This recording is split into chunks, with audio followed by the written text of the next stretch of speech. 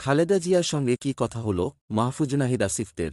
BNP chairperson Khaleda জিয়ার সঙ্গে শুভেচ্ছা বিনিময় করেছেন অন্তর্বর্তী সরকারের ৩ তরুণ উপদেষ্টা। সশস্ত্র বাহিনী দিবস উপলক্ষে সেনাকুঞ্জে আয়োজিত সংবর্ধনা অনুষ্ঠানে কথা বলতে দেখা যায় উপদেষ্টা মাহফুজ আলম, ক্রীড়া উপদেষ্টা আসিফ মাহমুদ সজীব ভুঁইয়া এবং তথ্য উপদেষ্টা নাহিদ ইসলামকে।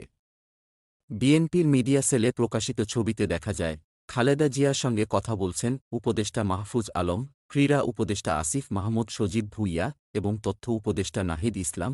কুশল বিনিময়কালে খালেদা জিয়ার শারীরিক অবস্থার কথা জিজ্ঞেস করেন মাহফুজ আলম। তিনি বলেন, ম্যাডাম আপনার শরীর কেমন? এ সময় খালেদা জিয়া জানান, না বেশি ভালো না। মাহফুজ আলম তখন বলেন, আপনাকে ভালো থাকতে হবে। আপনি সামনে আসলে একটা কনফিডেন্স বের হয়। আসিফ মাহমুদ সজীব ভুঁইয়া তার ফেসবুক আইডিতে ৩টি ছবি শেয়ার দিয়ে লিখেন, আপনাকে এই সুযোগ করে দিতে পেরে আমরা গর্বিত। এছাড়া কুশল বিনিময়ের একটি ভিডিও শেয়ার করে এই উপদেষ্টা তার ফেসবুক পেজে লিখেন, সোনালী অতীত, গর্বিত ভবিষ্যৎ। এ সময় বিএনপি চেয়ারপারসন জুলাই-আগস্টে ছাত্রদের অবদানের কথা স্মরণ করেন। এর আগে প্রধান উপদেষ্টা অধ্যাপক মোহাম্মদ ইউনূসের সঙ্গেও সাক্ষাৎ হয় খালেদা জিয়ার। অধ্যাপক ইউনূস প্রধান অতিথি হিসেবে বক্তৃতার শুরুতেই বিএনপি চেয়ারপারসন খালেদা জিয়াকে অনুষ্ঠানে স্বাগত এবং অংশগ্রহণের জন্য ধন্যবাদ জানান।